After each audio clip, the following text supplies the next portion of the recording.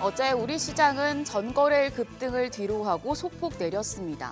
대망의 미국 대통령 선거를 앞두고 일단 몸을 사리는 분위기였는데요. 운명의 날, 주사위는 던져졌습니다. 트럼프냐 해리스냐, 누가 당선되느냐에 따라서 우리 시장에 미치는 영향도 상당할 텐데요. 선거 결과가 나오기까지 시간이 다소 걸릴 가능성도 있어서 오늘도 시장은 눈치 보기 장세를 이어갈 수도 있겠습니다. 변수가 많은 수요일입니다. 일단 어제장부터 복귀하시죠. 어제 양지수는 숨고르기를 보였습니다. 코스피가 0.47% 내려 2,576.88포인트였고 코스닥도 0.3% 약세로 751.81포인트에 마무리됐습니다. 하루 전 금투세 폐지 결정에 크게 반등했었지만 미국 대선이라는 불확실성 앞에서 관망세는 짙어졌습니다. 메이저 수급 주체들은 바로 대기 모드에 들어간 모습이었습니다. 수급 마감 상황을 보면 유가증권 시장에서 외국인과 기관 모두 하루 만에 매도 우위로 방향을 바꿨습니다.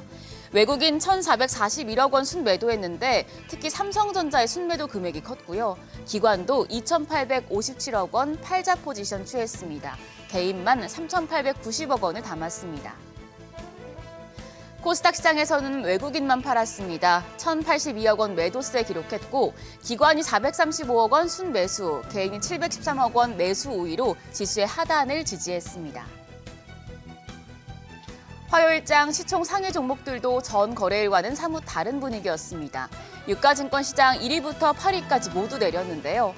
삼성전자 1.87% 내려서 57,600원, SK하이닉스도 오후 들어서 반락하면서 0.41% 약세로 마감됐습니다.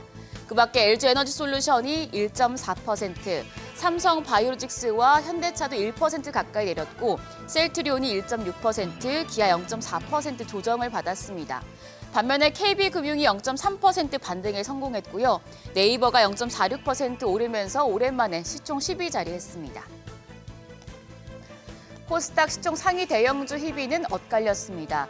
전 거래일에 급등했던 일부 제약바이오와 2차 전지 종목은 조정을 받았는데요. 알테오젠이 2.18%, 에코프로비엠이 1.9% 하락했고 또 LCLB와 리가켄바이오도 3%대 낙폭을 기록했습니다.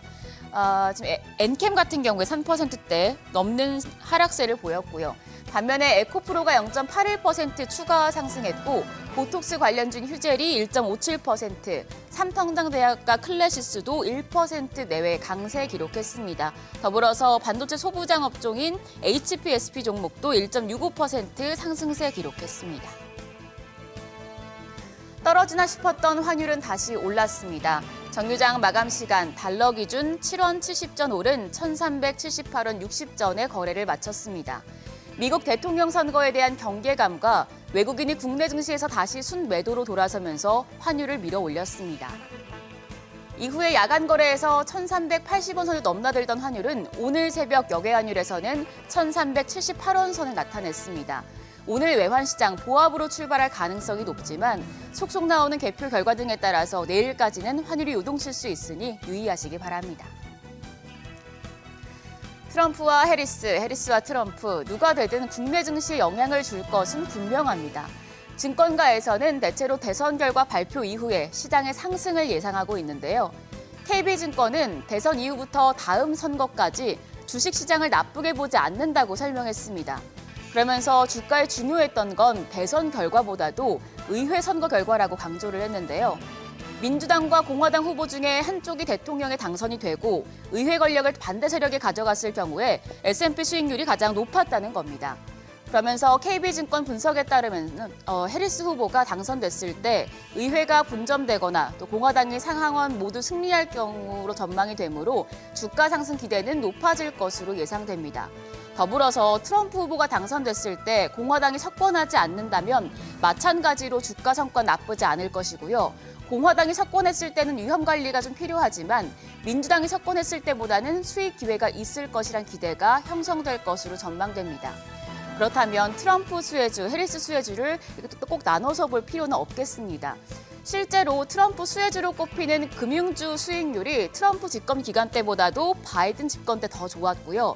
민주당의 대표적인 수혜주인 친환경 업종도 바이든 때보다 트럼프 집권 때가 더 좋았습니다. 그래서 수혜 섹터에 집착하기보다는 매크로와 업황 전반을 고려해야 한다는 결론이 나오는데요. KB증권에서는 원전과 자율주행, 바이오와 헬스케어 테마는 앞으로 쭉 좋을 것이라고 전망을 했습니다. 한쪽에 쏠리는 테마주보다 공통된 대선 관련주를 예의주시하셔야겠는데요.